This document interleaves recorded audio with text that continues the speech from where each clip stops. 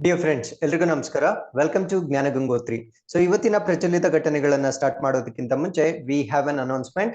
ಜ್ಞಾನ ಗಂಗೋತ್ರಿ ಸಂಸ್ಥೆಯಲ್ಲಿ ಮುಂದಿನ KS ಹೊಸ ಬ್ಯಾಚ್ ಅನ್ನ ಪ್ರಿಲಿಮ್ಸ್ ಮತ್ತು ಮೇನ್ಸ್ಗೆ ಸಂಬಂಧಪಟ್ಟಂತೆ ತರಗತಿಗಳನ್ನ 3ನೇ ಆಗಸ್ಟ್ ನಿಂದ ಲಾಂಚ್ ಮಾಡಲಾಗ್ತಾ ಇದೆ. So police sub inspector, police constable, KPSC, group C, FDA, STA ಇದಕ್ಕೆ ಸಂಬಂಧಪಟ್ಟಂತೆ ತರಗತಿಗಳನ್ನ 9ನೇ ಆಗಸ್ಟ್ ನಿಂದ ಲಾಂಚ್ ಮಾಡಲಾಗ್ತಾ ಇದೆ. ಸೊ ಈ ತರಗತಿಗಳನ್ನ ನೀವು ಆಫ್ಲೈನ್ ಮೋಡ್ ನಲ್ಲಿ ಅಥವಾ ಆನ್ಲೈನ್ ಲೈವ್ ಕ್ಲಾಸಸ್ ನ ಪಡೆದುಕೊಳ್ಳಬಹುದಾಗಿರುತ್ತೆ. ಸೊ ತರಗತಿಗಳ ಕುರಿತು ಹೆಚ್ಚಿನ ಮಾಹಿತಿ ಬೇಕಾಗಿದ್ದಲ್ಲಿ ಇಲ್ಲಿ ಕಾಣ್ತಾ ಇರತಕ್ಕಂತ ಸಂಖ್ಯೆಗೆ ನೀವು ಕರೆ ಮಾಡಬಹುದಾಗಿರುತ್ತೆ. So with this let's get into inquest current affairs for the date of 27 July. So ಈ ಎಲ್ಲಾ ಪ್ರಚಲಿತ ಘಟನೆಗಳನ್ನ ಇಲ್ಲಿ ಕಾಣ್ತಿರ್ತಕ್ಕಂಥ ಎಲ್ಲ ದಿನಪತ್ರಿಕೆಗಳಿಂದ ನಾವು ಸೋರ್ಸ್ ಮಾಡಿರ್ತೇವೆ. At the end of the presentation we will have given inquest challenge quiz. ಇದರಲ್ಲಿ first 10 students who give the correct answers will be acknowledged in the next presentation. And articles ಮಧ್ಯದಲ್ಲೂ ಕೂಡ ಒಂದು ಪ್ರಶ್ನೆಯನ್ನ ಕೇಳಿರ್ತೇವೆ, ಅದಕ್ಕೂ ಉತ್ತರವನ್ನ ನೀವು ಕಮೆಂಟ್ ಸೆಕ್ಷನ್ ಅಲ್ಲಿ ತಿಳಿಸಬಹುದಾಗಿರುತ್ತೆ. ಈ ಎಲ್ಲ ಚಟುವಟಿಕೆಗಳು ನಿಮ್ಮ ಎಲ್ಲ ಸ್ಪರ್ಧಾತ್ಮಕ ಪರೀಕ್ಷೆಗಳಿಗೆ ಉಪಯುಕ್ತವಾಗಿರ್ತವೆ ಮತ್ತು ಈ ಪ್ರಚಲಿತ ಘಟನೆಗಳ PDF ಅನ್ನ ನೀವು ಜ್ಞಾನ ಗಂಗೋತ್ರಿ ಟೆಲಿಗ್ರಾಮ್ ಚಾನಲ್ ಅಲ್ಲಿ download ಮಾಡ್ಕೊಳ್ಬಹುದಾಗಿರುತ್ತೆ. So before getting into today's articles, these are the key answers of InQuest challenge number 220. So ಎಲ್ಲರೂ ಪಾರ್ಟಿಸಿಪೇಟ್ ಮಾಡಿರ್ತೀರಾ and you have tried to give the correct answer. But ಮೊದಲನೇ ಪ್ರಶ್ನೆಗೆ most of the student ಸರಿಯಾದ ಉತ್ತರವನ್ನ ಕೊಟ್ಟಿರೋದಿಲ್ಲ. So ಎಲ್ಲರೂ option A ಅಂತ ನಿಮ್ಮ ಉತ್ತರವನ್ನ ತಿಳಿಸಿರ್ತೀರಾ, ಬಟ್ ಇದಕ್ಕೆ ಸರಿಯಾದ ಉತ್ತರ ಬಂದು ಆಪ್ಷನ್ ಬಿ ಆಗಿರುತ್ತೆ. ಕರ್ನಾಟಕ ಖಾದಿ ಗ್ರಾಮೋದ್ಯೋಗ ಸಂಯುಕ್ತ ಸಂಘದ ವತಿಯಿಂದ ಈ ಒಂದು ಧ್ವಜವನ್ನ ತಯಾರಿ ಮಾಡಲಾಗುತ್ತೆ. ಸೊ ಈ ಒಂದು ಸಂಘ ಬಂದು ಹುಬ್ಬಳ್ಳಿಯಲ್ಲಿರುತ್ತೆ. ಸೊ ಆ ಒಂದು ಕಾರಣದಿಂದ ಹುಬ್ಬಳ್ಳಿ ಅನ್ನೋ ಒಂದು ಪದವನ್ನ ನೋಡಿದ ಕೂಡಲೇ ನೀವೆಲ್ಲ ಆಪ್ಷನ್ ಎ ಅಂತ ನೀವು ಮಾರ್ಕ್ ಮಾಡಿರ್ತೀರಾ. ಸೊ ದಯವಿಟ್ಟು ಪರೀಕ್ಷೆಯಲ್ಲಿ ಆಪ್ಷನ್ ಗಳನ್ನ ಸರಿಯಾಗಿ ಓದಿ ನೀವು ಪ್ರಶ್ನೆಗೆ ಉತ್ತರವನ್ನ ಕೊಡಬೇಕಾಗಿರುತ್ತೆ. ಸೊ ಇಲ್ಲಿ ಹುಬ್ಬಳ್ಳಿ ಖಾದಿ ಗ್ರಾಮೋದ್ಯೋಗ ಸಂಯುಕ್ತ ಸಂಸ್ಥಾ ಅಂತಕ್ಕಂಥ ಒಂದು ಸಂಸ್ಥಾನೇ ಇಲ್ಲ ಅಥವಾ ಸಂಸ್ಥೆನೇ ಇಲ್ಲ. ಸೊ ಕರ್ನಾಟಕ ಖಾದಿ ಗ್ರಾಮೋದ್ಯೋಗ ಸಂಯುಕ್ತ ಸಂಘ ಅಂತ ಮಾತ್ರ ಇರುತ್ತೆ. ಸೊ ಈ ಒಂದು ಪ್ರಶ್ನೆಗೆ ಸರಿಯಾದ ಉತ್ತರ ಕೊಟ್ಟಿರ್ತಕ್ಕಂಥ ಕೆಲವು ವಿದ್ಯಾರ್ಥಿಗಳಲ್ಲಿ ಬಸವರಾಜ್, ಕಿರಣ್ ಗೌಡ, ಎಲ್ಲು ಪೂಜಾರಿ ಮತ್ತು ವಿಜಯ್ ಸರಿಯಾದ ಉತ್ತರವನ್ನ ಕೊಟ್ಟಿರ್ತಾರೆ. Thank you very much for your participation. With this let's get into the first article. So ಇವತ್ತಿನ ಮೊದಲನೇ ಆರ್ಟಿಕಲ್ ಅಲ್ಲಿ ಭಾರತ ದೇಶದಲ್ಲಿರ್ತಕ್ಕಂಥ ರಾಮ್ಸಾರ್ ಸೈಟ್ಸ್ ಅಥವಾ ರಾಮ್ಸಾರ್ ತಾಣಗಳು ಅಂತ ನಾವೇನ್ ಕರಿತೀವಿ. ಸೊ ಈ ಒಂದು ಭಾರತ ದೇಶದಲ್ಲಿರ್ತಕ್ಕಂಥ ವೆಟ್ ಲ್ಯಾಂಡ್ಸ್ ಅಥವಾ ಜೌಗು ಪ್ರದೇಶಗಳು ಅಂತ ನಾವೇನ್ ಕರಿತೀವಿ, ಅಂದ್ರೆ ನೀರಿನಿಂದ ಕೂಡಿರ್ತಕ್ಕಂಥ ಕೆಲವೊಂದು ಪ್ರದೇಶಗಳನ್ನ ನಾವು ಜೌಗು ಪ್ರದೇಶಗಳು ಅಂತ ಕರಿತೇವೆ. ಸೊ ಈ ಒಂದು ಪ್ರದೇಶಗಳ ಪ್ರಾಮುಖ್ಯತೆ ಮತ್ತು ಅವುಗಳನ್ನ ಪ್ರಿಸರ್ವ್ ಮಾಡ್ಲಿಕ್ಕೆ ಅದಕ್ಕೆ ಒಂದು ಇಂಪಾರ್ಟೆನ್ಸ್ ಅಥವಾ ಪ್ರಾಮುಖ್ಯತೆಯನ್ನ ಕೊಟ್ಟು ಅದಕ್ಕೆ ಒಂದು ಮಾನ್ಯತೆಯನ್ನ ಕೊಡ್ತಾರೆ. ಸೊ ಅದನ್ನ ನಾವು ರಾಮ್ಸಾರ್ ಸೈಟ್ಸ್ ಅಥವಾ ರಾಮ್ಸಾರ್ ತಾಣಗಳು ಅಂತ ಕರಿತಾ ಇದ್ವಿ. ಸೊ ಈ ಒಂದು ರಾಮ್ಸಾರ್ ತಾಣಗಳು ಭಾರತ ದೇಶದಲ್ಲಿ ಇದುವರೆಗೂ 49 ರಾಮ್ಸಾರ್ ತಾಣಗಳಿದ್ದವು. ಸೊ ಈಗ ಇದಕ್ಕೆ 5 ಹೊಸ ರಾಮ್ಸಾರ್ ತಾಣಗಳನ್ನ ಆಡ್ ಮಾಡಲಾಗಿರುತ್ತೆ. ಸೊ ಇನ್ನು ಮುಂದೆ ಭಾರತ ದೇಶದಲ್ಲಿ ಒಟ್ಟು ಎಷ್ಟು ರಾಮ್ಸಾರ್ ತಾಣಗಳಿದೆ ಅಂತ ಪ್ರಶ್ನೆ ಕೇಳಿದ್ರೆ 54 ಅಂತ ನಿಮ್ಗೆ ಉತ್ತರ ಗೊತ್ತಿರ್ಬೇಕಾಗಿರುತ್ತೆ. ಹಾಗಿದ್ರೆ ಈಗ ಆಡ್ ಮಾಡಿರ್ತಕ್ಕಂಥ 5 ರಾಮ್ಸಾರ್ ತಾಣಗಳು ಯಾವ್ದ್ಯಾವ್ದು, ಅವು ಯಾವ ರಾಜ್ಯದಲ್ಲಿದ್ದಾವೆ? ಸೊ ಮೊದಲ 3 ರಾಮ್ಸಾರ್ ತಾಣಗಳನ್ನ ನಾವು ತಮಿಳುನಾಡಿನಲ್ಲಿ ನೋಡ್ಬೋದಾಗಿರುತ್ತೆ. ಸೊ ಅದಾದ್ಮೇಲೆ ಒಂದು ರಾಮ್ಸಾರ್ ಸೈಟ್ ಬಂದು ಮಿಜೋರಾಂ ಅಲ್ಲಿ ಇರುತ್ತೆ, ಇನ್ನೊಂದು ರಾಮ್ಸಾರ್ ತಾಣ ಬಂದು ಮಧ್ಯಪ್ರದೇಶದಲ್ಲಿರ್ತಕ್ಕಂಥ ಒಂದು ರಾಮ್ಸಾರ್ ತಾಣವಾಗಿರುತ್ತೆ. ಹಾಗಿದ್ರೆ ತಮಿಳುನಾಡಿನಲ್ಲಿರ್ತಕ್ಕಂಥ ರಾಮ್ಸಾರ್ ತಾಣಗಳು ಯಾವ್ದ್ಯಾವ್ದು ಅಂದ್ರೆ ಕಿರಿಕಿಲಿ ಪಕ್ಷಿಧಾಮ ಅಥವಾ ಸ್ಯಾಂಕ್ಚುಯರಿ ಅಂತ ಕರಿತೇವೆ. ಸೊ ಅದಾದ್ಮೇಲೆ ಪಲ್ಲಿಕರನೈ ಜೌಗು ಸಂರಕ್ಷಿತ ಅರಣ್ಯ ಅಥವಾ ಪಲ್ಲಿಕರನೈ ಮಾರ್ಷ್ ರಿಸರ್ವ್ ಫಾರೆಸ್ಟ್ ಅಂತ ಕರಿತೇವೆ. ಸೊ ಅದಾದ್ಮೇಲೆ ಪಿಚಾವನಂ ಮ್ಯಾನ್ಗ್ರೋವ್ ಅಂತ ಕರಿತೇವೆ. ಸೊ ಇವು 3 ತಮಿಳುನಾಡಿನಲ್ಲಿರ್ತಕ್ಕಂಥ ಜೌಗು ಪ್ರದೇಶಗಳು ಈಗ ರಾಮ್ಸಾರ್ ಸೈಟ್ಸ್ ಆಗಿ ಕನ್ವರ್ಟ್ ಆಗಿರ್ತವೆ. ಸೊ ಅದೇ ರೀತಿ ಮಿಜೋರಾಂ ನಲ್ಲಿರ್ತಕ್ಕಂಥ ಪಾಲಾ ವೆಟ್ಲ್ಯಾಂಡ್ ಅಥವಾ ಪಾಲಾ ಜೌಗು ಪ್ರದೇಶ ಮತ್ತು ಮಧ್ಯಪ್ರದೇಶದಲ್ಲಿರ್ತಕ್ಕಂಥ ಸಖ್ಯ ಸಾಗರ್ ಅಂತ ಕರಿತೇವೆ. ಸೊ ಈ ಒಂದು 5 ಜೌಗು ಪ್ರದೇಶಗಳ ಅಡಿಷನ್ ಇಂದ ಇನ್ನು ಮುಂದೆ ಭಾರತ ದೇಶದಲ್ಲಿ 54 ರಾಮ್ಸಾರ್ ಸೈಟ್ಸ್ ಅನ್ನ ನಾವು ನೋಡ್ಬೋದಾಗಿರುತ್ತೆ. ಸೊ ಈ ಆರ್ಟಿಕಲ್ ಗೆ ಸಂಬಂಧಪಟ್ಟಂತೆ ನಾವು ಕೇಳ್ತಾ ಇರ್ತಕ್ಕಂಥ ಪ್ರಶ್ನೆ ಏನು ಅಂದ್ರೆ when is world wetland day observed, ಅಂದ್ರೆ ಈ ಒಂದು ವಿಶ್ವ ಜೌಗು ಪ್ರದೇಶಗಳ ದಿನವನ್ನ ನಾವು ಯಾವತ್ತೂ ಅಬ್ಸರ್ವ್ ಮಾಡ್ತೀವಿ. ಸೊ ಈ ವರ್ಷದ ಥೀಮ್ ಏನಾಗಿತ್ತು ಅನ್ನೋದನ್ನ ನೀವು ಕಮೆಂಟ್ ಸೆಕ್ಷನ್ ಅಲ್ಲಿ ನಮಗೆ ತಿಳಿಸಬಹುದಾಗಿರುತ್ತೆ. ಸೊ ಈ 5 ರಾಮ್ಸಾರ್ ತಾಣಗಳೇನಿದ್ದಾವೆ, ಸೊ ಇದರಲ್ಲಿ 2 ರಾಮ್ಸಾರ್ ತಾಣಗಳು ಬಹಳ ಇಂಪಾರ್ಟೆಂಟ್ ಆಗುತ್ತೆ. ಸೊ ಒಂದು ಪಿಚಾವರಂ ಮ್ಯಾನ್ಗ್ರೋವ್ ಅಂತ ನಾವು ಕರಿತೀವಿ. ಸೊ ಈ ಒಂದು ಪಿಚಾವರಂ ಮ್ಯಾನ್ಗ್ರೋವ್ ಯಾಕೆ ಇಂಪಾರ್ಟೆಂಟ್ ಆಗುತ್ತೆ ಅಂದ್ರೆ it is one of the largest mangroves ecosystem in India. ಅಂದ್ರೆ ಭಾರತ ದೇಶದಲ್ಲಿರ್ತಕ್ಕಂಥ ಈ ಮ್ಯಾನ್ಗ್ರೋವ್ ಪರಿಸರ ವ್ಯವಸ್ಥೆ ಏನಿದೆ, ಸೊ ಇದರಲ್ಲಿ ಅತಿ ದೊಡ್ಡ ಪರಿಸರ ವ್ಯವಸ್ಥೆಗಳಲ್ಲಿ ಒಂದಾಗಿರ್ತಕ್ಕಂಥ ಒಂದು ಪಿಚಾವರಂ ಮ್ಯಾನ್ಗ್ರೋವ್ ಇದಾಗಿರುತ್ತೆ. ಸೊ ಇದೆಲ್ಲಿ ಬರುತ್ತೆ ಅಂದ್ರೆ ವೆಲ್ಲಾರ್ ಮತ್ತೆ ಕೋಲಿಡಮ್ ರಿವರ್ ಅಂತ ಕರಿತೇವೆ. ಸೊ ಈ ಎರಡು ನದಿಗಳು ಅಂದ್ರೆ ವೆಲ್ಲಾರ್ ನದಿ ಮತ್ತು ಕೋಲಿಡಮ್ ನದಿ ಅಂತ ನಾವೇನ್ ಕರಿತೇವೆ. ಸೊ ಈ ನದಿಗಳ ಎಚ್ಚುರಿ ಅಥವಾ ನದಿ ಮುಖಜ ಭೂಮಿಗಳು ಅಂತ ನಾವೇನ್ ಕರಿತೀವಿ. ಸೊ ಆ ಒಂದು ಪ್ರದೇಶದಲ್ಲಿ ಕಂಡು ಬರ್ತಕ್ಕಂಥ ಒಂದು ಮ್ಯಾನ್ಗ್ರೋವ್ ಇದಾಗಿರುತ್ತೆ. ಸೊ ಇಲ್ಲಿರ್ತಕ್ಕಂಥ ಟ್ರೀಸ್ ಗಳ ಒಂದು ಅಥವಾ ಮರಗಳ ಒಂದು ವಿಶೇಷತೆ ಏನು ಅಂದ್ರೆ they have permanent roots under a few ಫೀಟ್ಸ್ of water. ಅಂದ್ರೆ ಕೆಲವೊಂದು ಅಡಿಗಳಷ್ಟು ನೀರಿನಲ್ಲಿ ನಾವು ಈ ಒಂದು ಮರಗಳ ಶಾಶ್ವತ ಬೇರುಗಳನ್ನ ನಾವಿಲ್ಲಿ ನೋಡ್ಬೋದಾಗಿರುತ್ತೆ.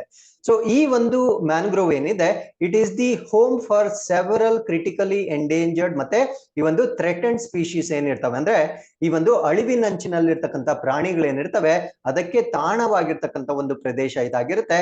ಆ ಪ್ರಾಣಿಗಳು ಯಾವ್ದ್ಯಾವ್ದು ಅಂತ ನಾವಿಲ್ಲಿ ಮಾರ್ಕ್ ಮಾಡಿರ್ತೇವೆ. You can just go through the information.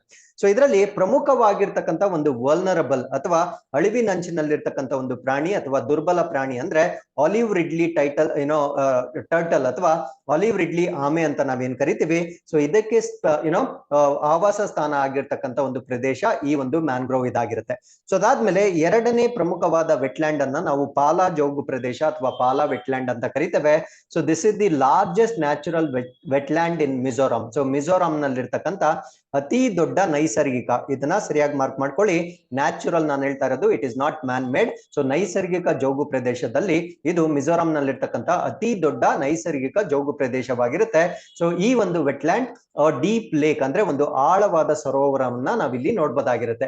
So ಇದು ಕೂಡ ಅನೇಕ ಒಂದು ಪ್ರಾಣಿಗಳಿಗೆ ಆವಾಸ ಸ್ಥಾನವಾಗಿರುತ್ತೆ. So for example sambar deer, wild boars ಮತ್ತೆ ಬಾರ್ಕಿಂಗ್ ಡೀರ್ ಅಂದ್ರೆ ಜಿಂಕೆ, ಹಂದಿ ಮತ್ತು ಜಿಂಕೆಗಳಿಗೆ ಆವಾಸ ಸ್ಥಾನವಾಗಿರ್ತಕ್ಕಂಥ ಒಂದು ಪ್ರದೇಶವಾಗಿರುತ್ತೆ. ಇಲ್ಲೂ ಕೂಡ ಕೆಲವೊಂದು ಎಂಡೇಂಜರ್ಡ್ ಅಥವಾ ಅಳಿವಿನಂಚಿನಲ್ಲಿರ್ತಕ್ಕಂಥ ಪ್ರಾಣಿಗಳನ್ನ ನಾವು ನೋಡ್ಬೋದಾಗಿರುತ್ತೆ. ಸೊ ಈ ಒಂದು ವೆಟ್ಲ್ಯಾಂಡ್ ನ ಒಂದು ವಿಶೇಷತೆ ಏನು ಅಂದ್ರೆ this wetland is ರಿವರ್ಡ್ by the local ಮಾರಾ ಪೀಪಲ್. ಅಂದ್ರೆ ಅಲ್ಲಿರ್ತಕ್ಕಂಥ ಒಂದು ಮಾರಾ ಜನಾಂಗ ಅಂತ ನಾವೇನ್ ಕರಿತೀವಿ. ಸೊ ಈ ಜೋಗು ಪ್ರದೇಶವನ್ನ ಪೂಜೆ ಮಾಡ್ತಕ್ಕಂಥ ಒಂದು ಪ್ರಾಕ್ಟೀಸ್ ಅನ್ನ ಕೂಡ ನಾವಿಲ್ಲಿ ನೋಡ್ಬೋದಾಗಿರುತ್ತೆ. ಹಾಗಿದ್ರೆ let us learn more about the convention on wetlands. ಅಂದ್ರೆ ಈ ಜೋಗು ಪ್ರದೇಶಗಳ ಸಮಾವೇಶದ ಬಗ್ಗೆ ನಾವು ಡಿಸ್ಕಸ್ ಮಾಡ್ತಾ ಬರೋಣ. So what is this convention ಅಂತ ಹೇಳೋದಾದ್ರೆ ಇದೊಂದು ಇಂಟರ್ ಗವರ್ನಮೆಂಟಲ್ ಟ್ರೀಟಿ ಆಗಿರುತ್ತೆ. ಇಂಟರ್ ಗವರ್ನಮೆಂಟಲ್ ಅಂದ್ರೆ ಸೊ ಅಂತರ್ ಸರ್ಕಾರಿಯ ಒಪ್ಪಂದವಾಗಿರುತ್ತೆ, ರಾಷ್ಟ್ರಗಳ ನಡುವೆ ಇರ್ತಕ್ಕಂಥ ಒಂದು ಒಪ್ಪಂದವಾಗಿರುತ್ತೆ. ಸೊ ಈ ಒಂದು ಒಪ್ಪಂದ ಏನ್ ಮಾಡುತ್ತೆ ಅಂದ್ರೆ it provides framework for conservation and wise use of wetlands and their resources. ಅಂದ್ರೆ ಈ ಒಂದು ಜೋಗು ಪ್ರದೇಶಗಳು ಮತ್ತು ಅಲ್ಲಿ ಬರ್ತಕ್ಕಂಥ ಸಂಪನ್ಮೂಲಗಳನ್ನ ಸಂರಕ್ಷಣೆ ಮಾಡ್ತಕ್ಕಂಥದ್ದು, ಅದನ್ನ ಬುದ್ಧಿವಂತಿಕೆಯಿಂದ ಬಳಕೆ ಮಾಡ್ತಕ್ಕಂಥ ಒಂದು ಚೌಕಟ್ಟನ್ನ ಒದಗಿಸ್ತಕ್ಕಂಥ ಒಂದು ಸಮಾವೇಶವನ್ನ ನಾವು ಜೋಗು ಪ್ರದೇಶಗಳ ಸಮಾವೇಶ ಅಥವಾ ಕನ್ವೆನ್ಷನ್ ಅಂತ ಕರಿತೇವೆ. ಸೊ ಇದನ್ನ ಎಲ್ಲಿ ಅಡಾಪ್ಟ್ ಮಾಡ್ಕೊಳ್ಳಲಾಯ್ತು ಅಥವಾ ಅಳವಡಿಸಿಕೊಳ್ಳಲಾಯ್ತು ಅಂದ್ರೆ ಇರಾನ್ ಅಲ್ಲಿರ್ತಕ್ಕಂಥ ಒಂದು ರಾಮ್ಸಾರ್ ಸಿಟಿಯಲ್ಲಿ ಇದನ್ನ ಅಳವಡಿಸಿಕೊಳ್ಳಲಾಗಿರುತ್ತೆ. ಸೊ ಅದೇ ಕಾರಣಕ್ಕೆ ನಾವು ಇದನ್ನ ರಾಮ್ಸಾರ್ ಸೈಟ್ಸ್ ಅಂತ ಕರಿತೇವೆ.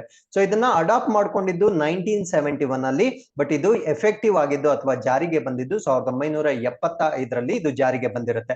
ಸೊ ಈ ಒಂದು ಕನ್ವೆನ್ಷನ್ ಅಲ್ಲಿ UN ಮೆಂಬರ್ಸ್ ಅಥವಾ ಯುನೈಟೆಡ್ ನೇಷನ್ಸ್ ಅಥವಾ ವಿಶ್ವಸಂಸ್ಥೆಯ ಸದಸ್ಯ ರಾಷ್ಟ್ರಗಳೇನಿರ್ತವೆ ಅದರಲ್ಲಿ ಬರ್ತಕ್ಕಂಥ 90% ಸದಸ್ಯ ರಾಷ್ಟ್ರಗಳು ಕೂಡ ಈ ಒಂದು ಕನ್ವೆನ್ಷನ್ ನ ರಾಟಿಫೈ ಮಾಡಿರುತ್ತೆ. ಸೊ ಅದಕ್ಕೆ ಅವುಗಳನ್ನ ನಾವು ಕಾಂಟ್ರಾಕ್ಟಿಂಗ್ ಪಾರ್ಟೀಸ್ ಅಥವಾ ಗುತ್ತಿಗೆ ರಾಷ್ಟ್ರಗಳು ಅಂತ ನಾವು ಕರಿತೇವೆ. ಸೊ ಈ ಒಂದು ವೆಟ್ಲ್ಯಾಂಡ್ಸ್ ಗೆ ಸಂಬಂಧಪಟ್ಟಂತೆ ಅದರ ಡೆಫಿನೇಷನ್ಸ್ ಅಥವಾ ವ್ಯಾಖ್ಯಾನವನ್ನ ನಾವು ನೋಡೋದಾದ್ರೆ wetland is an ecosystem flooded by water. ಅಂದ್ರೆ ಈ ಒಂದು ಶಾಶ್ವತವಾಗಿ ನೀರಿನಿಂದ ತುಂಬಿರ್ತಕ್ಕಂಥ ಪರಿಸರ ವ್ಯವಸ್ಥೆಯನ್ನ ನಾವು ಸರಳ ಭಾಷೆಯಲ್ಲಿ ಜೋಗು ಪ್ರದೇಶ ಅಂತ ಕರಿತೇವೆ. ಸೊ ಇಲ್ಲಿ ಎರಡು ಪಾಯಿಂಟ್ ಇಂಪಾರ್ಟೆಂಟ್ ಆಗುತ್ತೆ. ಒಂದು ನ್ಯಾಚುರಲ್ ಅಂದ್ರೆ ಸ್ವಾಭಾವಿಕವಾಗಿರ್ತಕ್ಕಂಥ ಜೋಗು ಪ್ರದೇಶಗಳು, ಮತ್ತೆ ಮ್ಯಾನ್ ಮೇಡ್ ಮಾನವ ನಿರ್ಮಿತ ಜೋಗು ಪ್ರದೇಶಗಳು, ಎರಡನ್ನೂ ಕೂಡ ನಾವು ಇಲ್ಲಿ ಜೋಗು ಪ್ರದೇಶಗಳಂತ ಕರಿತೇವೆ.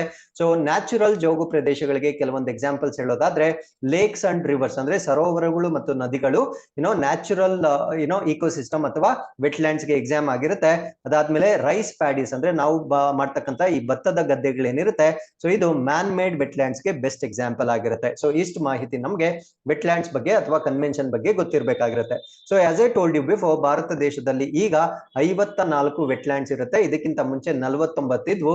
ಸೊ ಆ ವೆಟ್ಲ್ಯಾಂಡ್ಸ್ ಯಾವ್ದ್ಯಾವ್ದು ಯಾವ ಒಂದು ರಾಜ್ಯದಲ್ಲಿರುತ್ತೆ, ಅದು ಯಾವಾಗ ಡಿಕ್ಲೇರ್ ಆಯ್ತು, ಎಲ್ಲ ಮಾಹಿತಿಯನ್ನ ನಾವಿಲ್ಲಿ ಕೊಟ್ಟಿರ್ತೇವೆ. So it is just for your information. But ನಮ್ಗೆ ಪರೀಕ್ಷೆಯಲ್ಲಿ 2 ಪಾಯಿಂಟ್ಸ್ ಇಂಪಾರ್ಟೆಂಟ್ ಆಗುತ್ತೆ.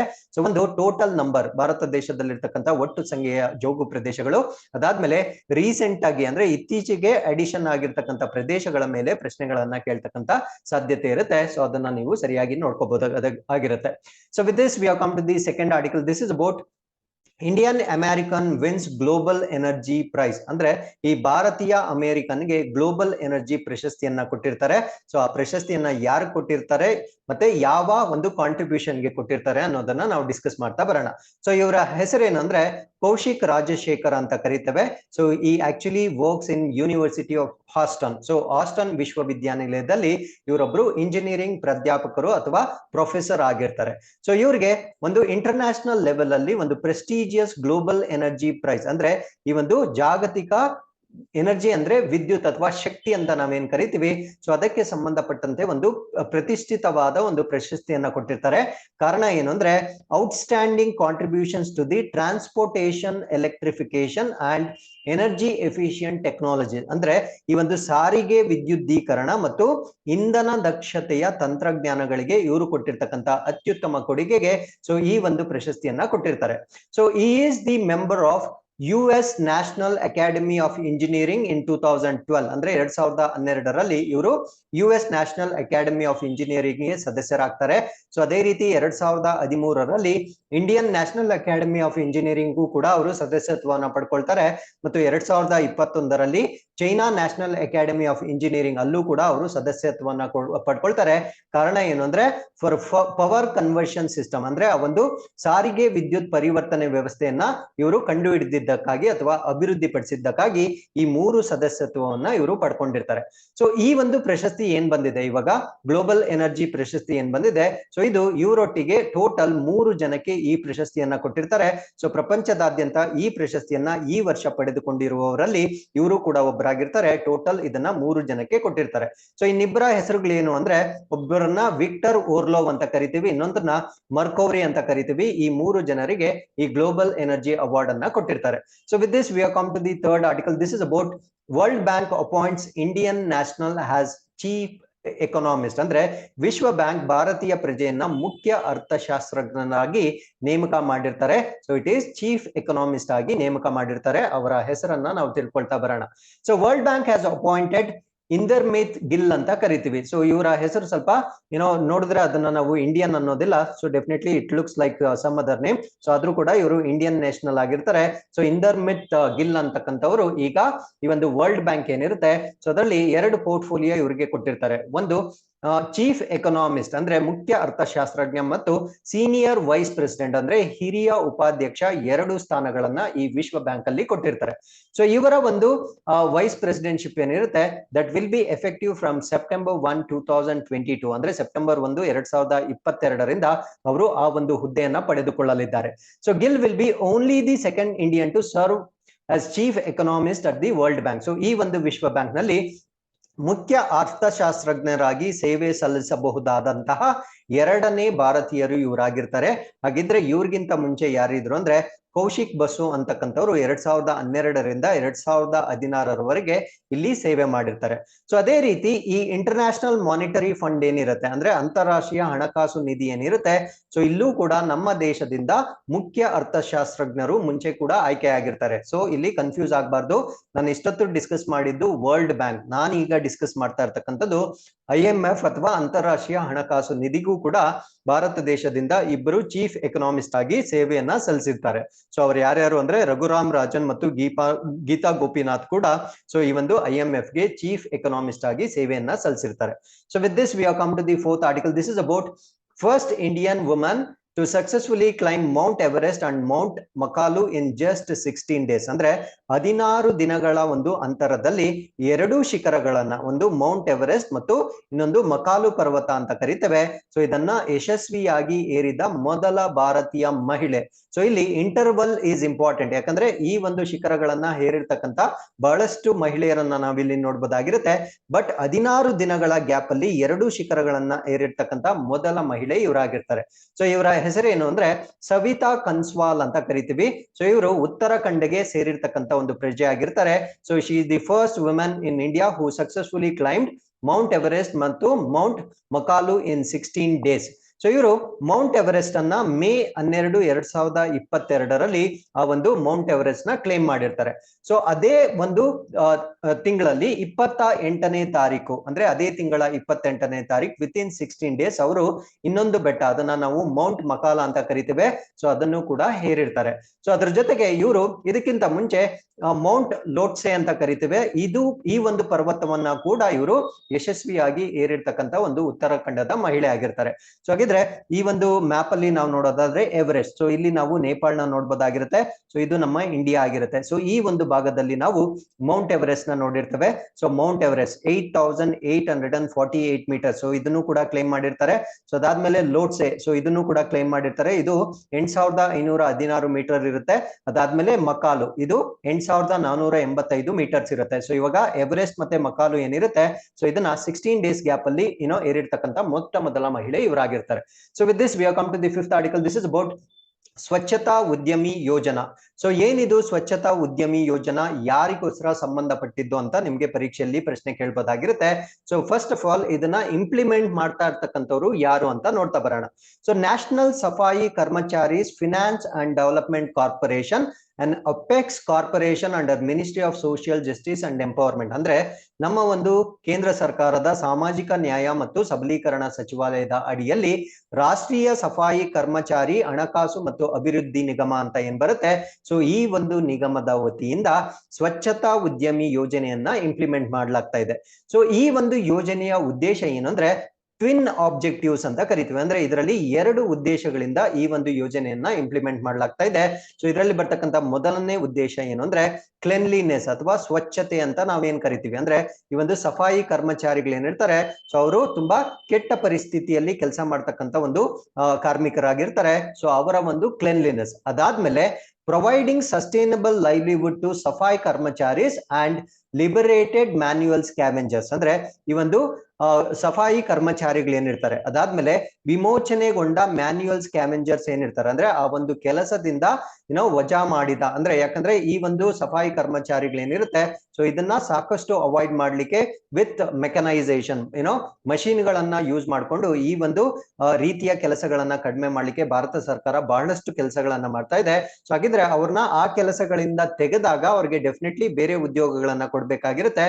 ಸೊ ಅದನ್ನ ನಾವು ಸಸ್ಟೈನಬಲ್ ಲೈವ್ಲಿಹುಡ್ ಅಂತ ಕರಿತೀವಿ. ಅಂದ್ರೆ ಸುಸ್ಥಿರ ಜೀವನೋಪಾಯವನ್ನ ಒದಗಿಸಿಕೊಡ್ತಕ್ಕಂಥ ಒಂದು ಸ್ಕೀಮ್ ಅನ್ನ ನಾವು ಸ್ವಚ್ಛತಾ ಉದ್ಯಮಿ, ಇಲ್ಲಿ ನೋಡಿ 2 ಪದ ಇದೆ, ಒಂದು ಸ್ವಚ್ಛತಾ, ಸೊ ಇಲ್ಲಿ ಜ್ಞಾಪಕ ಇಟ್ಕೊಳ್ಬೇಕಾಗಿರೋದು ಸಫಾಯಿ ಕರ್ಮಚಾರಿ ಅಂತ ನಿಮ್ಗೆ ಗೊತ್ತಿರಬೇಕಾಗಿರುತ್ತೆ. ಸೊ ಅದಾದ್ಮೇಲೆ ಉದ್ಯಮಿ ಅಂದ್ರೆ ಅವರಿಗೆ ಸಸ್ಟೈನಬಲ್ ಲೈವ್ಲಿಹುಡ್ ಅನ್ನ ಕೊಡ್ತಕ್ಕಂಥ ಒಂದು ಯೋಜನೆಯನ್ನ ನಾವು ಸಫಾಯಿ ಸ್ವಚ್ಛತಾ ಅಥವಾ ಸ್ವಚ್ಛತಾ ಉದ್ಯಮಿ ಯೋಜನೆ ಅಂತ ಕರಿತೇವೆ.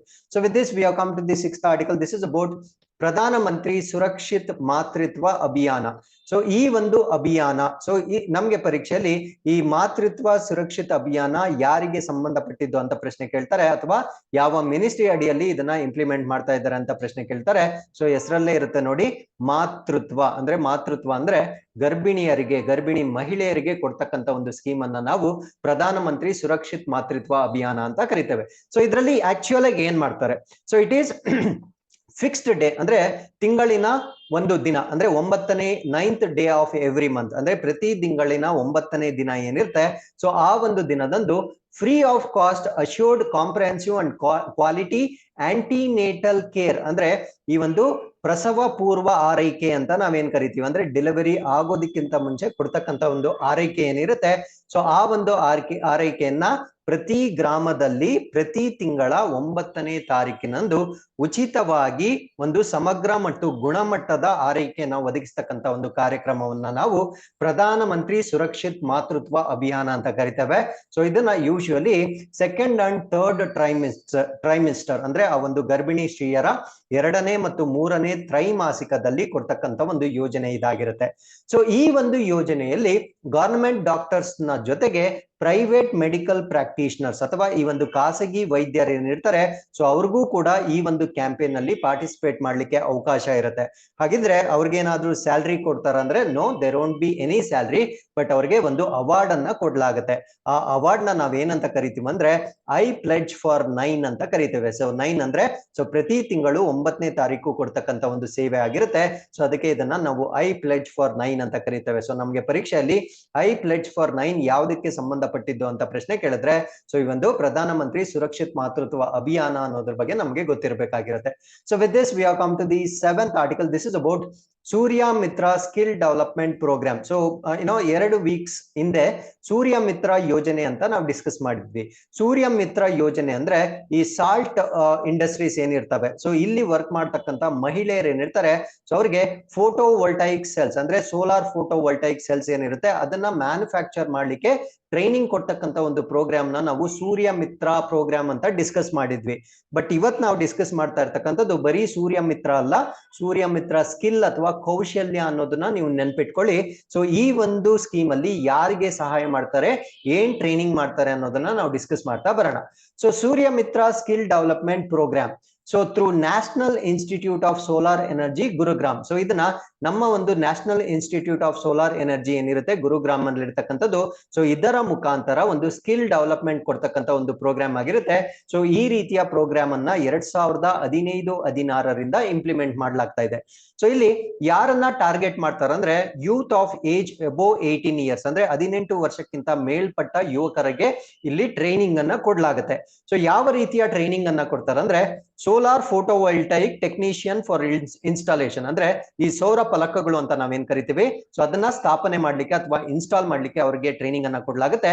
And operation and maintenance of solar power projects ಅಂದ್ರೆ ಈ ಒಂದು ಸೌರ ವಿದ್ಯುತ್ ಪ್ರಾಜೆಕ್ಟ್ಸ್ ಏನಿರುತ್ತೆ ಸೊ ಅದರ ಕಾರ್ಯಾಚರಣೆ ಮತ್ತು ನಿರ್ವಹಣೆ ಮಾಡ್ಲಿಕ್ಕೆ ಅವರಿಗೆ ಬೇಕಾಗಿರ್ತಕ್ಕಂಥ ತರಬೇತಿಯನ್ನ ನೀಡ್ತಕ್ಕಂಥ ಒಂದು ಕಾರ್ಯಕ್ರಮವನ್ನ ನಾವು ಸೂರ್ಯ ಮಿತ್ರ ಸ್ಕಿಲ್ ಡೆವಲಪ್ಮೆಂಟ್ ಪ್ರೋಗ್ರಾಮ್ ಅಂತ ಕರಿತೇವೆ.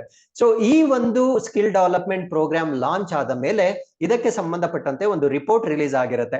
ಆ ರಿಪೋರ್ಟ್ ನ ನಾವೇನಂತ ಕರಿತೀವಿ ಅಂದ್ರೆ skill council of green jobs in December 2020 ಅಂತ ಕರಿತೇವೆ. ಇಲ್ಲಿ ನೋಡಿ ಗ್ರೀನ್ ಜಾಬ್ಸ್ ಅಂತ ಕರಿತೇವೆ. ಕಾರಣ ಏನು ಅಂದ್ರೆ ಈ ಸೋಲಾರ್ ಇಂದ ನಮ್ಮ ಒಂದು ಗ್ರೀನ್ ಹೌಸ್ ಗ್ಯಾಸಸ್ ಲಿಬರೇಟ್ ಆಗಲ್ಲ ಅಂತ ನಮ್ಗೆಲ್ಲರಿಗೂ ಗೊತ್ತಿರುತ್ತೆ. ಸೊ ಅದಕ್ಕೆ ಈ ಒಂದು ವರದಿಯನ್ನ ನಾವೇನಂತ ಕರಿತೀವಿ ಅಂದ್ರೆ skill council of green jobs ಅಂತ ಕರಿತೇವೆ. ಸೊ ಈ ಒಂದು ವರದಿಯ ಪ್ರಕಾರ more than 90% of the trainees have reported improvement in technical know-how ಅಂದ್ರೆ ಈ ಒಂದು ತಾಂತ್ರಿಕ ಜ್ಞಾನ ಏನಿರುತ್ತೆ ಸೊ ಅದರಲ್ಲಿ 90% ಆ ಯುವಕರು ಸುಧಾರಣೆ ಆಗಿರೋದನ್ನ ನಾವಿಲ್ಲಿ ನೋಡಬಹುದಾಗಿರುತ್ತೆ. And 88% of trainees reported increase in job opportunities. So 88 ತರಬೇತಿದಾರರು ಉದ್ಯೋಗ ಅವಕಾಶಗಳಲ್ಲಿ ಹೆಚ್ಚಳವನ್ನ ವರದಿ ಆಗಿರೋದನ್ನ ನಾವು ಈ ಒಂದು ವರದಿಯ ಪ್ರಕಾರ ನೋಡಬಹುದಾಗಿರುತ್ತೆ. ಸೊ ಈ ಒಂದು ಆರ್ಟಿಕಲ್ ನಮಗೆ ಎಂಪ್ಲಾಯ್ಮೆಂಟ್ ರಿಲೇಟೆಡ್ ಎಸ್ಎಸ್ ಮತ್ತೆ ಎನರ್ಜಿ ರಿಲೇಟೆಡ್ ಎಸ್ಎಸ್ ಮತ್ತೆ ಎನ್ವಿರಾನ್ಮೆಂಟ್ ರಿಲೇಟೆಡ್ ಎಸ್ಎಸ್ ಈ 3 ಎಸ್ಎಸ್ ಅಲ್ಲಿ ಯಾವ್ದು ಬಂದ್ರು ಕೂಡ ಸೊ ಈ ಒಂದು ಪ್ರೋಗ್ರಾಮ್ ಅನ್ನ ನಾವು ಬರೀಬಹುದಾಗಿರುತ್ತೆ. So with this we have come to the 8th article. This is about ministry of ports, shipping ಮತ್ತು ವಾಟರ್ ವೇಸ್ ಗೆ ಸಂಬಂಧಪಟ್ಟಂತೆ operationalisation of ro ro and ro pax ferry service. So ro ಕಾರ್ಯಾಚರಣೆ ಮತ್ತು ರೋ ಪ್ಯಾಕ್ಸ್ ದೋಣಿ ಸೇವೆ ಬಗ್ಗೆ ನಾವು discuss ಮಾಡ್ತಾ ಇರ್ತೀವಿ. ಸೊ ರೋ ಅಂದ್ರೆ ಫಾರ್ ಎಕ್ಸಾಂಪಲ್ ಇವಾಗ ಒಂದು ಲಾರಿಯಲ್ಲಿ ಏನಾದ್ರೂ ಗೂಡ್ಸ್ ತುಂಬಿದ್ರೆ ಸೊ ಯೂಶಲಿ ಏನ್ ಮಾಡ್ತಾರೆ ಅಂದ್ರೆ ಆ ಒಂದು ಗೂಡ್ಸ್ ಅನ್ನ ಈ ವೆಸಲ್ಸ್ ಗೆ ಅಥವಾ ಬೋಟ್ಸ್ ಗೆ ಅದನ್ನ ಎಂಟಿ ಮಾಡ್ತಾರೆ. ಸೊ ಮತ್ತೆ ಇದು ಡೆಸ್ಟಿನೇಷನ್ ನ ರೀಚ್ ಆದಾಗ ಮತ್ತೆ ಆ ಒಂದು ಗೂಡ್ಸ್ ನ ಇನ್ನೊಂದು ಲಾರಿಗೆ ಲೋಡ್ ಮಾಡ್ತಕ್ಕಂಥ ವ್ಯವಸ್ಥೆ ಇರುತ್ತೆ. ಇದು ಕನ್ವೆನ್ಷನಲ್ ಮೆಥಡ್ ಆಗಿರುತ್ತೆ. ಸೊ ರೋ ಮೆಥಡ್ ಅಲ್ಲಿ ಏನ್ ಮಾಡ್ತಾರೆ ಅಂದ್ರೆ ಈ ಲೋಡ್ ಆಗಿರ್ತಕ್ಕಂಥ ಲಾರಿ ಏನಿರುತ್ತೆ ಅದನ್ನೇ ನೇರವಾಗಿ ಈ ಒಂದು ವೆಸಲ್ಸ್ ಗೆ ಪುಷ್ ಮಾಡ್ತಾರೆ ಅಥವಾ ಅದರಲ್ಲಿ ಪ್ಲೇಸ್ ಮಾಡಲಾಗುತ್ತೆ. ಸೊ ಅದು ಡೆಸ್ಟಿನೇಷನ್ ಗೆ ರೀಚ್ ಆದಾಗ ಅದೇ ಲಾರಿ ಆ ವಸ್ತುಗಳನ್ನ ಯಾವ ಸ್ಥಳಕ್ಕೆ ತಲುಪಿಸಬೇಕೋ ಆ ಒಂದು ಸ್ಥಳಗಳಿಗೆ ತಲುಪಿಸಲಾಗುತ್ತದೆ. ಸೊ ಇದರಿಂದ ನಮಗೆ ಸಾಕಷ್ಟು ಅಡ್ವಾಂಟೇಜಸ್ ಇದೆ. ಸೊ ಅದಕ್ಕೆ ಈ ಒಂದು ಕಾರ್ಯಾಚರಣೆಯನ್ನ ಈಗ ಕೆಲವೊಂದು ಪ್ರದೇಶಗಳಲ್ಲಿ ಇಂಪ್ಲಿಮೆಂಟ್ ಮಾಡ್ತಾ ಇದ್ದಾರೆ. ಸೊ ಅದ್ರ ಬಗ್ಗೆ ನಾವು ಡಿಸ್ಕಸ್ ಮಾಡ್ತಾ ಬರೋಣ. ಸೊ ಈ ಒಂದು ಸರ್ವಿಸ್ ಅನ್ನ ನಾವೇನಂತ ಕರಿತೀವಿ ಅಂದ್ರೆ ರೋ ಪ್ಯಾಕ್ಸ್ ಅಂತ ಕರಿತೀವಿ. ಅಂದ್ರೆ ರೋಲ್ ಆನ್ ರೋಲ್ ಆಫ್ ಅಂತ ಕರಿತೇವೆ. ಸೊ ನೇರವಾಗಿ ಲಾರಿಗಳನ್ನ ಕಳಿಸ್ತಕ್ಕಂಥದ್ದು ಮತ್ತು ಅದೇ ಲಾರಿಗಳನ್ನ ಮತ್ತೆ ಅನ್ಲೋಡ್ಗೆ ವಾಪಸ್ ತೆಗೆದುಕೊಂಡು ಬರ್ತಕ್ಕಂಥ ಸರ್ವಿಸ್ ಅನ್ನ ನಾವು roll on roll off, in short ಅದನ್ನ ರೋ ಸರ್ವಿಸ್ ಅಂತ ಕರಿತೇವೆ. ಸೊ ಇದರಿಂದ ಆಗ್ತಕ್ಕಂಥ ಅನುಕೂಲಗಳೇನು? ಲಾಜಿಸ್ಟಿಕ್ ಕಾಸ್ಟ್ ಅಂದ್ರೆ ಆ ಒಂದು ಲಾಜಿಸ್ಟಿಕ್ಸ್ ಏನಿರುತ್ತೆ ಅದನ್ನ ಲೋಡ್ ಮಾಡ್ತಕ್ಕಂಥದ್ದು, ಅನ್ಲೋಡ್ ಮಾಡ್ತಕ್ಕಂಥದ್ದು, ಇದೆಲ್ಲ ಕಾಸ್ಟ್ ನಮಗೆ ಕಡಿಮೆ ಆಗುತ್ತೆ. ಟ್ರಾವೆಲ್ ಟೈಮ್ ಕಡಿಮೆ ಆಗುತ್ತೆ. ಸೊ ಅದರ ಒಂದು ಪ್ರಯಾಣದ ಅವಧಿ ಕಡಿಮೆ ಆಗುತ್ತೆ. So reduce traffic congestion, definitely ಆ ಒಂದು ಸಂಚಾರ ದಟ್ಟಣೆ ಏನಿರುತ್ತೆ ಅದು ಕಡಿಮೆ ಆಗಿರುತ್ತೆ. ಸೊ ಅಲ್ಟಿಮೇಟ್ಲಿ ನಮ್ಗೆ ಮೇನ್ ಆಬ್ಜೆಕ್ಟಿವ್ ಏನಂದ್ರೆ ಪೊಲ್ಯೂಷನ್ ಕಡಿಮೆ ಆಗುತ್ತೆ. ಈ ಒಂದು ಪೊಲ್ಯೂಷನ್ ಅಥವಾ ಈ ಒಂದು ಮಾಲಿನ್ಯ ಏನಿರುತ್ತೆ ಸೊ ಅದು ಕಡಿಮೆ ಆಗ್ತಕ್ಕಂಥ ಒಂದು ಉಪಕ್ರಮ ಇದಾಗಿರುತ್ತೆ. So this is very very important. So under the ambit of Sagar Mala ಅಂದ್ರೆ ನಮ್ಮ ದೇಶದಲ್ಲಿ ಈಗಾಗಲೇ ಲಾಂಚ್ ಮಾಡಿರ್ತಕ್ಕಂಥ ಒಂದು ಸಾಗರ್ ಮಾಲಾ ವ್ಯಾಪ್ತಿ ಅಂತ ನಾವೇನ್ ಕರಿತೀವಿ. ಸೊ ಈ ಒಂದು ವ್ಯಾಪ್ತಿ ಅಡಿಯಲ್ಲಿ ಈ ಒಂದು ರೋಲ್ ಆನ್ ಮತ್ತೆ ರೋ ಪ್ಯಾಕ್ಸ್ ಅಂತಕ್ಕಂಥ ಫೆರಿ ಸರ್ವಿಸ್ ಅನ್ನ ಎಲ್ಲಿ ಫಸ್ಟ್ ಫೇಸ್ ಅಲ್ಲಿ ಇಂಪ್ಲಿಮೆಂಟ್ ಮಾಡ್ತಾ ಇದ್ದಾರೆ ಅಂದ್ರೆ ಗುಜರಾತ್ ನಲ್ಲಿ ಬರ್ತಕ್ಕಂಥ ಗೋಗಾ ಮತ್ತು ಅಜೀರಾ ಅಂತಕ್ಕಂತ ಪ್ರದೇಶಗಳಲ್ಲಿ ಇದನ್ನ ಇಂಪ್ಲಿಮೆಂಟ್ ಮಾಡ್ತಾ ಇದ್ದಾರೆ. ಸೊ ಅದಾದ್ಮೇಲೆ ಮಹಾರಾಷ್ಟ್ರದಲ್ಲಿ ಬರ್ತಕ್ಕಂತ ಮತ್ತೆ ಮಹಾರಾಷ್ಟ್ರ ಮುಂಬೈ ಮತ್ತೆ ಮಾಂಡ್ವಾದಲ್ಲಿ, ಮುಂಬೈನಲ್ಲಿ ಮಾಂಡ್ವಾ ಇನ್ ಮಹಾರಾಷ್ಟ್ರ, ಮುಂಬೈ ಮತ್ತೆ ಮಾಂಡ್ವಾ ಇನ್ ಮಹಾರಾಷ್ಟ್ರದಲ್ಲಿ ಇದನ್ನ ಇಂಪ್ಲಿಮೆಂಟ್ ಮಾಡ್ತಾ ಇದ್ದಾರೆ. ಅಂದ್ರೆ ಮಹಾರಾಷ್ಟ್ರದಲ್ಲಿ ಬರ್ತಕ್ಕಂತ ಮುಂಬೈ ಮತ್ತು ಮಾಂಡ್ವಾ ನಡುವೆ ಕೂಡ ಈ ರೋ ಪ್ಯಾಕ್ಸ್ ಫೆರಿ ಸರ್ವಿಸ್ ಅನ್ನ ಈಗ ಸ್ಟಾರ್ಟ್ ಮಾಡ್ತಾ ಇದ್ದಾರೆ. ಸೊ ಅದಾದ್ಮೇಲೆ ಅಡಿಷನಲ್ ಪ್ರಾಜೆಕ್ಟ್ಸ್ ಇದರ ಜೊತೆಗೆ ಹೆಚ್ಚುವರಿ ಯೋಜನೆಗಳನ್ನು ಕೂಡ ಬೇರೆ ಬೇರೆ ಪ್ರದೇಶಗಳಲ್ಲಿ ಇಂಪ್ಲಿಮೆಂಟ್ ಮಾಡ್ತಾ ಇದ್ದಾರೆ. ಆ ಪ್ರದೇಶಗಳು ಯಾವ್ದ್ಯಾವ್ದು ಅಂದ್ರೆ ಗುಜರಾತ್ನ ಪಿಪಾವನ್ ಮತ್ತೆ ಮುಲ್ಕ್ವಾರಾಕ ಅಂತ ಕರಿತೀವಿ. ಅದಾದ್ಮೇಲೆ ಮಹಾರಾಷ್ಟ್ರದಲ್ಲಿ ಬರ್ತಕ್ಕಂತ ಈ ಎಲ್ಲ ಪ್ರದೇಶಗಳಲ್ಲೂ ಕೂಡ ಇದನ್ನ ಹೆಚ್ಚುವರಿ ಯೋಜನೆಯಾಗಿ ಈಗ ಇಂಪ್ಲಿಮೆಂಟ್ ಮಾಡ್ತಾ ಇದ್ದಾರೆ. ಸೊ ಈ ಒಂದು ಯೋಜನೆ ನಿಮ್ಗೆ ಪ್ರಮುಖವಾಗಿ ಎಲ್ಲಿ ಇಂಪ್ಲಿಮೆಂಟ್ ಆಗಿದೆ ಫಸ್ಟ್ ಫೇಸ್ ಅಲ್ಲಿ ಅಂತ ನಿಮ್ಗೆ ಗೊತ್ತಿರಬೇಕಾಗಿರುತ್ತೆ. ಒಂದು ಗುಜರಾತ್ ಮತ್ತು ಮಹಾರಾಷ್ಟ್ರ ಆಗಿರುತ್ತೆ. ಸೊ ಅದಾದ್ಮೇಲೆ ಅಡಿಷನಲಿ ಎಲ್ಲಿ ಇಂಪ್ಲಿಮೆಂಟ್ ಮಾಡ್ತಾರೆ ಅನ್ನೋ ಒಂದು ಮಾಹಿತಿಯನ್ನ ನಾವಿಲ್ಲಿ ಕೊಟ್ಟಿರ್ತೇವೆ. ಸೊ ಇದು ಕೂಡ ನಮ್ಗೆ ಎನ್ವಿರಾನ್ಮೆಂಟ್ ರಿಲೇಟೆಡ್ ಇಶ್ಯೂಸ್ಗೆ ಕಂಪಲ್ಸರಿ ಯೂಸ್ ಆಗ್ತಕ್ಕಂತ ಒಂದು ವೇ ಫಾರ್ವರ್ಡ್ ಆಗಿರುತ್ತೆ. So in addition to above, ministry is supporting 4 projects in Andhra Pradesh. ಇದ್ರ ಜೊತೆಗೆ ಆಂಧ್ರ ಪ್ರದೇಶದಲ್ಲಿ 4 ಯೋಜನೆಗಳು, ಒಡಿಶಾದಲ್ಲಿ 2, ತಮಿಳುನಾಡು ಮತ್ತು ಗೋವಾದಲ್ಲಿ ತಲಾ 1 ಯೋಜನೆಗಳನ್ನ ಈ ರೀತಿಯಾಗಿ ಬೆಂಬಲ ಮಾಡ್ತಕ್ಕಂಥದ್ದನ್ನ ನಾವಿಲ್ಲಿ ನೋಡ್ಬೋದಾಗಿರುತ್ತೆ. So with this we have come to the 9th article. So ಇದು ಒಂದು ಹೊಸ ರೀತಿಯ ರಿಪೋರ್ಟ್ ಆಗಿರುತ್ತೆ. ಸೊ ಇದನ್ನ ನಾವು ಬಯೋ ಎಕಾನಮಿಕ್ ರಿಪೋರ್ಟ್ ಅಥವಾ ಜೈವಿಕ ಆರ್ಥಿಕ ವರದಿ ಅಂತ ಕರಿತೇವೆ. ಸೊ ನಾನ್ ಡಿಸ್ಕಸ್ ಮಾಡ್ತಾ ಇರ್ತಕ್ಕಂಥದ್ದು 2022ರ ಜೈವಿಕ ಆರ್ಥಿಕ ವರದಿ ಅಂತ ಕರಿತೀವಿ. ಸೊ ಈ ಒಂದು ವರದಿಯನ್ನ ಡಿಸ್ಕಸ್ ಮಾಡೋದಕ್ಕಿಂತ ಮುಂಚೆ we should understand what is bio economy ಅನ್ನೋದನ್ನ ನಾವು ಅರ್ಥ ಮಾಡ್ಕೊಳ್ಬೇಕಾಗಿರುತ್ತೆ. ಸೊ ಫಸ್ಟ್ ಇದರ ಡೆಫಿನೇಷನ್ ನಾವು ನೋಡ್ತಾ ಬರೋಣ. ಬಯೋ ಎಕಾನಮಿ ಅಂದ್ರೆ an economy where the basic building blocks of material, chemical or energy. ಅಂದ್ರೆ ಯಾವುದೇ ಒಂದು ವಸ್ತುಗಳನ್ನ ನಿರ್ಮಾಣ ಮಾಡಬೇಕಾಗಿರ್ತಕ್ಕಂಥ ಒಂದು ಕಚ್ಚಾ ವಸ್ತುಗಳಾಗಿರ್ಬೋದು ಅಥವಾ ರಾಸಾಯನಿಕ ವಸ್ತುಗಳಾಗಿರ್ಬೋದು ಅಥವಾ ಶಕ್ತಿಯ ಮೂಲವಾಗಿರ್ಬೋದು, ಆ ಒಂದು ಮೂಲವನ್ನ ನಾವು ರಿನ್ಯೂವಬಲ್ ಬಯೋಲಾಜಿಕಲ್ ರಿಸೋರ್ಸಸ್ ಇಂದ ಪಡೆದುಕೊಂಡ್ರೆ, ಅಂದ್ರೆ ನವೀಕರಿಸಬಹುದಾದ ಜೈವಿಕ ಸಂಪನ್ಮೂಲಗಳಿಂದ ಪಡೆದುಕೊಂಡ್ರೆ, ಸೊ ಆ ರೀತಿಯ ಎಕಾನಮಿಯನ್ನ ನಾವು ಬಯೋ ಎಕಾನಮಿ ಅಂತ ಕರಿತೇವೆ. ಫಾರ್ ಎಕ್ಸಾಂಪಲ್, ಇವಾಗ ಯಾವುದೇ ಒಂದು ವಸ್ತುವನ್ನ ನಾವು ತಯಾರಿ ಮಾಡಬೇಕು. ಆ ಒಂದು ವಸ್ತುವನ್ನ ತಯಾರಿ ಮಾಡ್ಬೇಕಾದ್ರೆ ಫಾರ್ ಎಕ್ಸಾಂಪಲ್ ನಾವು ಫಾರೆಸ್ಟ್ ಇಂದ ಬರ್ತಕ್ಕಂಥ ಪ್ಲಾಂಟ್ಸ್ ಅಲ್ಲಿ ಇರ್ತಕ್ಕಂಥ ಫೈಬರ್ಸ್ ನ ಯೂಸ್ ಮಾಡಿದ್ರೆ, ಸೊ ಫಾರೆಸ್ಟ್ ನ ನಾವು ಬಯೋ ಎಕಾನಮಿ ಅಂತ ಕರಿತೇವೆ. ಸೊ ಆ ರೀತಿಯ ಉತ್ಪನ್ನಗಳನ್ನ ನಾವು ಬಳಸಿದ್ರೆ ಸೊ ಅದನ್ನ ನಾವು ಬಯೋ ಎಕಾನಮಿ ಅಂತ ಕರಿತೀವಿ. ಫಾರ್ ಎಕ್ಸಾಂಪಲ್, ಇವಾಗ ಯಾವುದೋ ಒಂದು ಮೆಡಿಸಿನ್ ಅಥವಾ ಔಷಧಿಯನ್ನ ತಯಾರಿ ಮಾಡಬೇಕು. ಈ ಒಂದು ಔಷಧಿಯನ್ನ ತಯಾರಿ ಮಾಡ್ಬೇಕಾದ್ರೆ ನಾವು ಮೈಕ್ರೋ ಆರ್ಗ್ಯಾನಿಸಮ್ಸ್ ಅಥವಾ ಸೂಕ್ಷ್ಮ ಜೀವಿಗಳನ್ನ ಬಳಸ್ಕೊಂಡ್ರೆ ಸೊ ಆ ಒಂದು ಸೂಕ್ಷ್ಮ ಜೀವಿಯನ್ನ ನಾವು ಬಯೋ ಎಕಾನಮಿ ಅಂತ ಕರಿತೇವೆ. ಅಂದ್ರೆ ಅದರಿಂದ ಉತ್ಪತ್ತಿ ಆಗ್ತಕ್ಕಂಥ ಎಕಾನಮಿ ಏನಿರುತ್ತೆ ಸೊ ಅದನ್ನ ಬಯೋ ಎಕಾನಮಿ ಅಂತ ಕರಿತೇವೆ. ಸೊ ಈ ಒಂದು ಬಯೋ ಎಕಾನಮಿಯನ್ನ ನಾವು ಹೇಗೆ ಯೂಸ್ ಮಾಡ್ತೀವಿ ಅಂದ್ರೆ renewable biological resources from land and C. ಅಂದ್ರೆ ಅವು ಭೂಮಿಯ ಮೇಲಾದ್ರೂ ಇರ್ಬೋದು ಅಥವಾ ಸಮುದ್ರದ ಮೇಲಾದ್ರೂ ಇರ್ಬೋದು. ಸೊ ಈ ರೀತಿಯ ನವೀಕರಿಸಬಹುದಾದ ಜೈವಿಕ ಸಂಪನ್ಮೂಲಗಳನ್ನ ನಾವು ಬೇರೆ ಬೇರೆ ಪ್ರದೇಶಗಳಲ್ಲಿ ಯೂಸ್ ಮಾಡ್ತೇವೆ. ಸೊ ಆ ಒಂದು ರಿಸೋರ್ಸಸ್ಗೆ ಬೆಸ್ಟ್ ಎಕ್ಸಾಂಪಲ್ಸ್ ಯಾವ್ದು ಅಂದ್ರೆ ಕ್ರಾಪ್ಸ್, ಅಂದ್ರೆ ನಾವು ಬೆಳೀತಕ್ಕಂಥ ಬೆಳೆಗಳಾಗಿರ್ಬೋದು, ಫಾರೆಸ್ಟ್ ಕಾಡುಗಳಾಗಿರ್ಬೋದು, fish, animals, microorganisms to produce food, health, material, products, textile ಮತ್ತೆ ಎನರ್ಜಿ. ಅಂದ್ರೆ ಈ ವಸ್ತುಗಳನ್ನ ಉಪಯೋಗಿಸ್ಕೊಂಡು ಆಹಾರದ ಉತ್ಪಾದನೆ ಆಗ್ಬೋದು, ಆರೋಗ್ಯಕ್ಕೆ ಅಂದ್ರೆ ಔಷಧಿಗಳ ಉತ್ಪಾದನೆ ಆಗಿರ್ಬೋದು, ಕೆಲವೊಂದು ವಸ್ತುಗಳ ಉತ್ಪಾದನೆ, ಜವಳಿಯ ಉತ್ಪಾದನೆ ಮತ್ತು ಶಕ್ತಿಯ ಉತ್ಪಾದನೆ. ಫಾರ್ ಎಕ್ಸಾಂಪಲ್, ಶಕ್ತಿಯ ಉತ್ಪಾದನೆಗೆ ಬೆಸ್ಟ್ ಎಕ್ಸಾಂಪಲ್ ಕೊಡೋದಾದ್ರೆ ಸೊ ಈ ಒಂದು ಬಯೋ ಎಥನಾಲ್ ನ ಪ್ರೊಡ್ಯೂಸ್ ಮಾಡೋದಕ್ಕೆ ನಾವು ಜೈವಿಕ ಅಂದ್ರೆ ಅಗ್ರಿಕಲ್ಚರಲ್ ವೇಸ್ಟ್ ನ ಯೂಸ್ ಮಾಡ್ತೀವಿ. ಸೊ ಅಗ್ರಿಕಲ್ಚರಲ್ ವೇಸ್ಟ್ ಬಂದು ಇದನ್ನ ಬಯೋಮಾಸ್ ಅಂತಾನೆ ಕರಿತೀವಿ. ಸೊ ಇದರಿಂದ ಬರ್ತಕ್ಕಂಥ ಆರ್ಥಿಕತೆಯು ಬಯೋ ಎಕಾನಮಿಯ ಒಂದು ಭಾಗವಾಗಿರುತ್ತೆ. So this is what is the concept of bio economy. So ಈಗ ಬಯೋ ಎಕಾನಮಿಗೆ ಸಂಬಂಧಪಟ್ಟಂತೆ ಒಂದು ವರದಿ ರಿಲೀಸ್ ಆಗಿರುತ್ತೆ. ಸೊ ಈ ಒಂದು ವರದಿಯ ಪ್ರಕಾರ ಅಥವಾ ಈ ಒಂದು ವರದಿಯನ್ನ ಪಬ್ಲಿಷ್ ಮಾಡಿರ್ತಕ್ಕಂಥವ್ರು ಯಾರು ಅಂದ್ರೆ biotechnology industry research assistant council ಅಂತ ಕರಿತೇವೆ. ಸೊ ಈ ಒಂದು ಕೌನ್ಸಿಲ್ ಅಥವಾ ಸಮಿತಿಯ ವತಿಯಿಂದ ಈ ಜೈವಿಕ ಆರ್ಥಿಕ ವರದಿ 2022 ಬಿಡುಗಡೆ ಆಗಿರುತ್ತೆ. ಸೊ ಈ ಒಂದು ವರದಿಯ ಪ್ರಕಾರ ಈ ಭಾರತ ದೇಶದಲ್ಲಿರ್ತಕ್ಕಂಥ ಜೈವಿಕ ಆರ್ಥಿಕತೆ ಅಥವಾ ಬಯೋ ಎಕಾನಮಿ ಅಂತಕ್ಕಂಥದ್ದು $80 ಬಿಲಿಯನ್ 2021 ನಲ್ಲಿ ಇನ್ಕ್ರೀಸ್ ಆಗಿರುತ್ತೆ. ಅಂದ್ರೆ 2021ರಲ್ಲಿ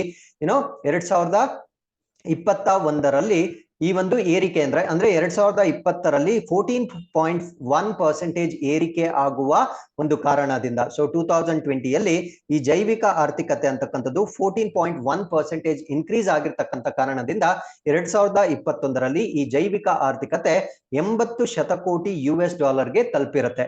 ಸೊ ಅದೇ ರೀತಿ ಮುಂದಿನ ಪ್ರಿಡಿಕ್ಷನ್ಸ್ ನಾವು ನೋಡೋದಾದ್ರೆ ಬೈ 2025 ಅಥವಾ 2025ರ ವೇಳೆಗೆ $150 ಬಿಲಿಯನ್ ಅಥವಾ 150 ಶತಕೋಟಿ ಡಾಲರ್ಗಳಿಗೆ ತಲುಪತಕ್ಕಂತ ಸಾಧ್ಯತೆ ಇರುತ್ತೆ.